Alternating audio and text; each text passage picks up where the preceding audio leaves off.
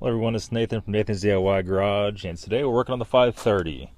We're going to try to get this thing started, and it's been sitting for about a month. You can see here what's going on. This thing got overheated and got coolant all over everything, and everything is getting the white rust on it. All the aluminum is all over. I don't know if it's the fact that it got hot or the fact the coolant touched everything. You can still see down here all the white goo that was on it. And about got it done. We took the head off of this thing, retapped the head bolts, just set the vandal, set the timing, put all that together, put the valve cover on, getting everything under the intake ready to go to drop the intake down on it. And once I put the intake on it, we can then put the throttle body on it, reassemble the boot, put the DISA valve in the intake, and before I put coolant or anything in it or put the belts on it, we'll go ahead and start it up. One thing to remember when you do this, guys, after you set the timing on these, make sure you take a 22mm and make sure you turn the engine over at least 2 to 3 revolutions by hand to make sure nothing's hitting. Not to say you guys are going to do it wrong, but you just never know. It's always be safe than sorry. If you do crank it with the starter and something's not right, it's definitely going to not turn out very good for you. And like all these cars you guys do, you should have a new thermostat when you put it back together. Here's the old one. Nothing looks wrong with it. When I pulled out the sensor, it was all rotted. So we did that. Also, another thing is be sure and service your idle air control valve. And you should be able to rock it back and forth. Hear it clack. This one is not. That's freaking disgusting. So we'll go ahead and take some carb cleaner. We'll spray that out, get it nice and clean. You also want to check out your coolant bottle. You want to check out everything you possibly can while you're in here. And you can see the nipples broken off of the coolant bottle on this one. Well, that's pretty nice. You spin your bearings. It's funny about that. It sounds pretty good. Today of the day I did that, and it sounded like a bunch of gravel. That one sounds kind of rough. That one's not exactly a prized possession. For right now, I'll go ahead and put the car back together like it is and not put the shroud in. You know, we just need to basically start it up and make sure everything's good to go as far as that goes. We can worry about these parts later. And don't forget, guys, I started doing these hard pipes on all these cars. It's this pipe right here that runs the distance of the head, and it plugs in right there. The other hard pipe is right here, and it goes up into the back of the timing cover. You can't really see it too good right now, but those two are plastic pipes. Anytime you take the intake off, you might as well do them, because if you try to unplug them from the head, they'll be kind of all rotten, like almost like a cardboard kind of situation. And also, while you got it off, go ahead and check out your hoses. Make sure your hoses are good.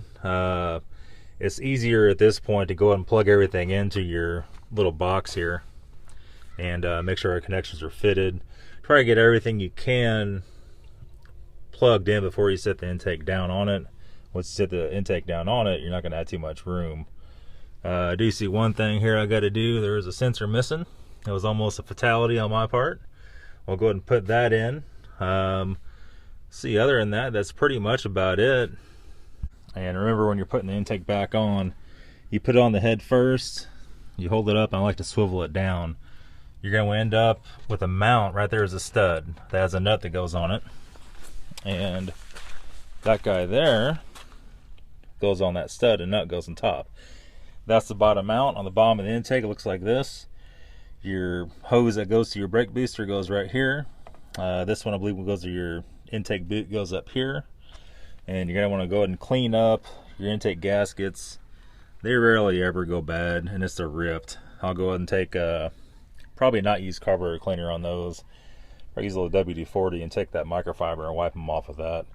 Carburetor cleaner, I don't know, it could make them stretch where they don't want to fit as good. It could make them fall out when you're going to put them on there.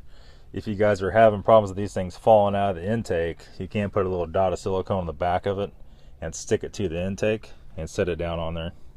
And while you guys are at it, you might as well go and pull your fuel injectors out. These bolts right here, these 10s, there's 4 of them, and you could actually get a pry bar in between the metal bracket right there and pop them up out of there and pop the whole rail out. And the reason why I say that is because down here where they pop into the intake, they get really corroded and really nasty. I don't know if it's from the secondary air or what's going on, but it gets a lot of carbon, like exhaust carbon around here.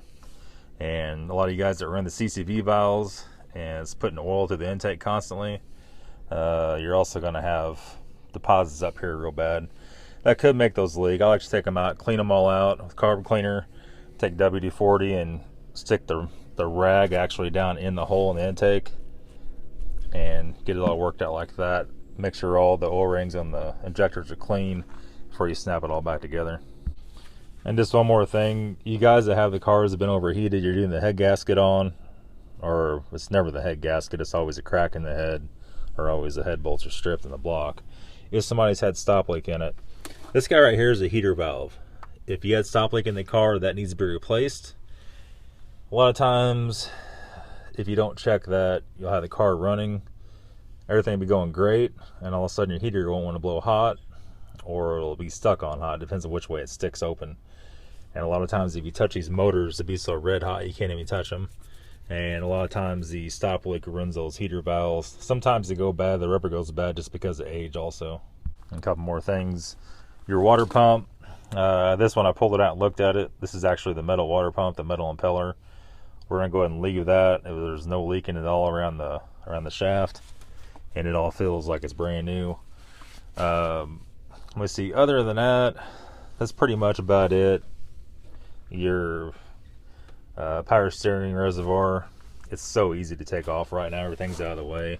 And this guy here has, you see how nasty it is, has the old style clamp on it still.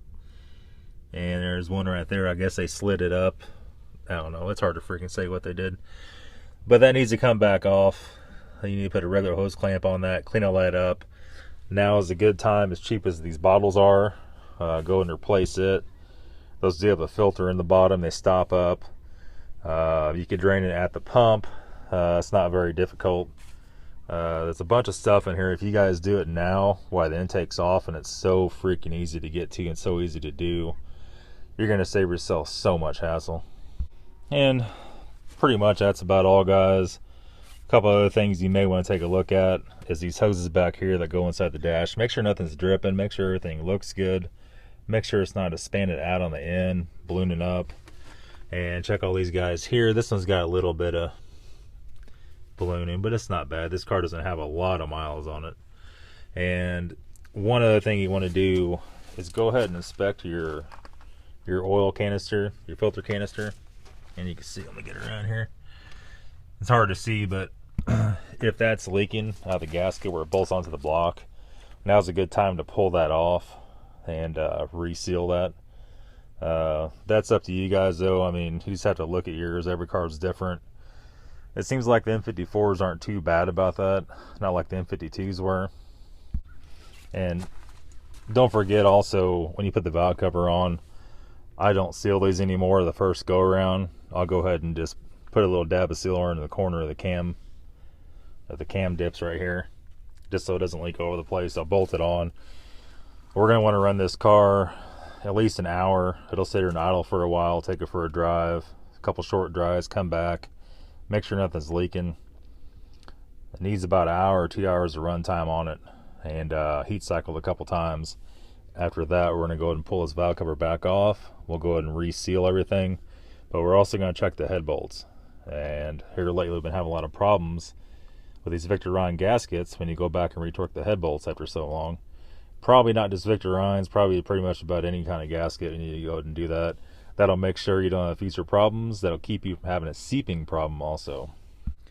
That's pretty much it, guys. Hopefully today's video helped some of you guys out that's doing this job.